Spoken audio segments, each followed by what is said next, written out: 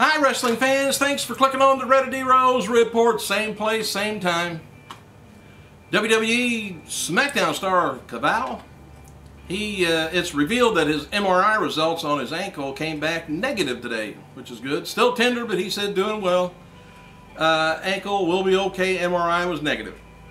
I think I just said that, but anyway, that's what he said on his Twitter.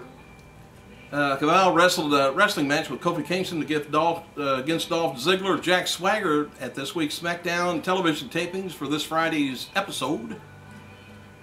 Now this, how many times have you been to a wedding and a fight breaks out? Well, if you'd have went to Hulk Hogan's, you'd have been there. TMZ reported last night that a fight broke out at Hulk Hogan's wedding last night in Florida. Of course, TMZ is always everywhere. The story is that a photographer was trying to take a photo of Hogan and his new wife Jennifer McDaniels during the ceremony in their backyard at Clearwater, Florida. Okay, sounds wonderful.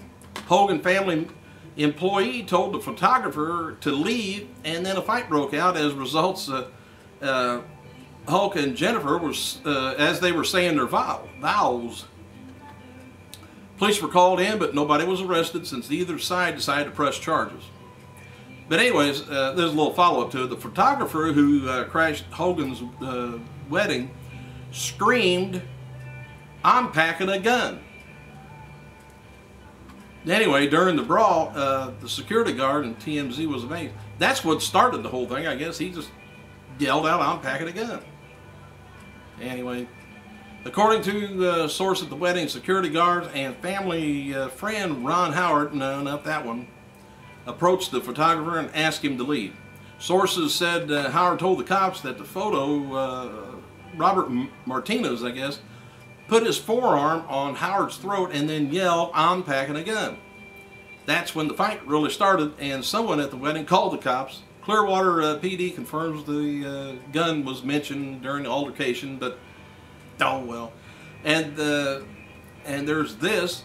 We're told Martinez's video camera was rolling during the fight. Cop watched the tape when they arrived. TMZ first reported no one was arrested. However, I guess we're told the cops want to talk to Howard one more time about the incident.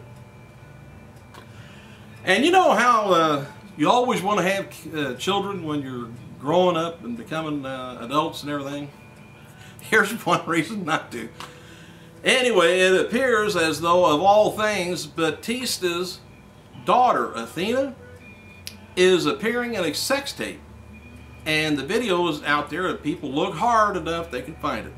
Well, old Dad looked hard enough and I found it. Anyway, it is said to be the talk of the locker room backstage at SmackDown taping today. But anyway, it's out there. She spells her last name different than Dave does. She spells it the right way. But anyway, it's Athena. See if you can find it.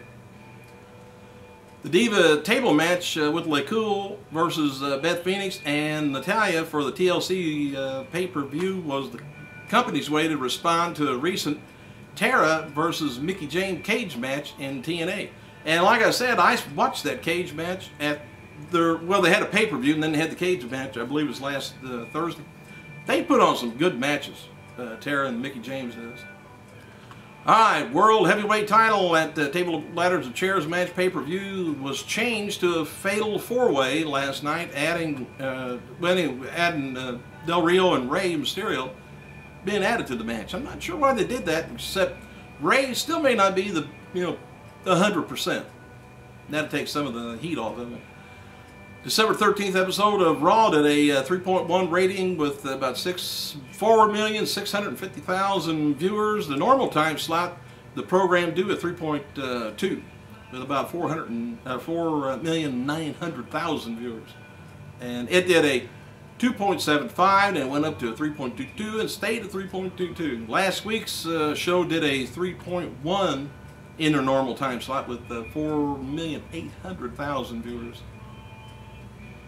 Rey Mysterio appeared on My Fox in Houston this morning to promote the Sunday's TLC match at the Toyota Center. He said that the World Heavyweight Championship was going to be, he knew then it was going to be a four-way ladder match. table ladder and chair match. The alternate world heavyweight champion match, the altered champion match, was involved. Will be involving Kane, Edge, Alberto Del Rio, and himself. The change was announced, I guess, in Lafayette, Louisiana, late on SmackDown. Mysterio described the ladder as a match, and he was talking about that the tables and chairs used to harm his opponent, and the ladder was used to retrieve the heavyweight title. We all know that, but anyway, that's all he was telling them. December 11th episode of WWE AM Raw did a 0.58 rating with about 770,000 people. The band 12 Stones, who were at Raw, by the way, Monday, released the WWE version of We Are One on Tuesday. The song, which is the used by Nexus theme, can be found on iTunes, Amazon, MP3. JTG and versus Kurt Hawkins was taped before last night's taping in Lafayette, and it's going to be on Superstars, I guess, Thursday, WGN.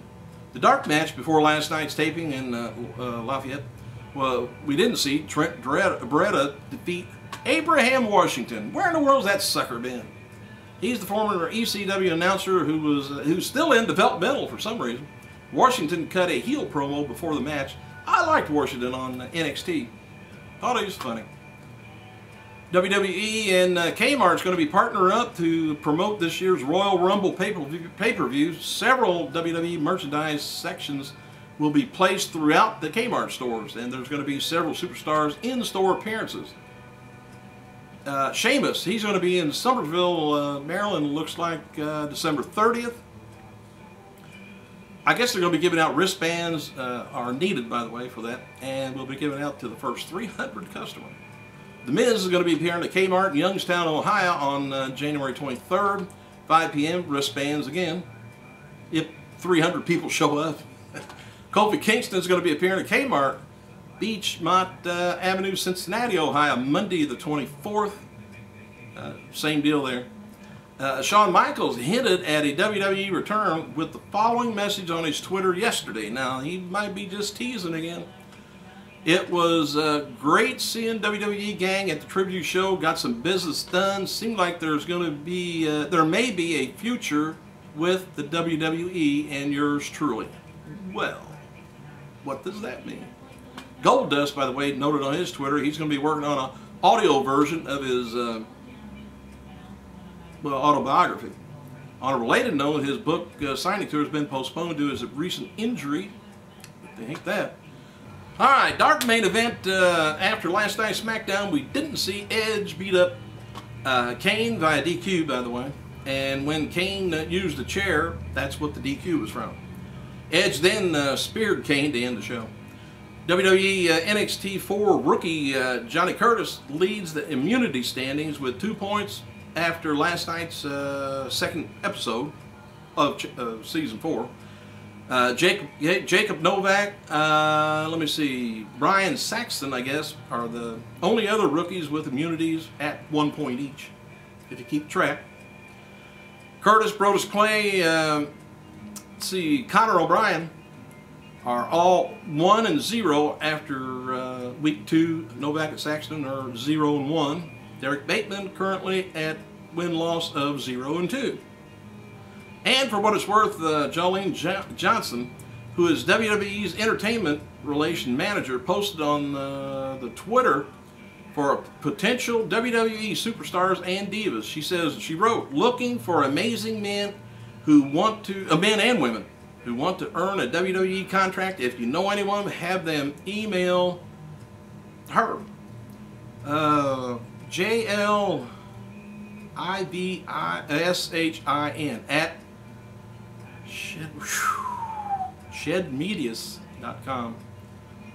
But anyway, I guess they're looking for, I guess the email belongs to Jane Lavishes of JVL Casting, who is now handling, I guess, the Tough Enough program. I thought they were getting them from down at FCW, but I guess they're scouting around for anybody and anything. Hey, I guess I better get over here. I hear my alarm going off. Thanks for clicking. I gotta go.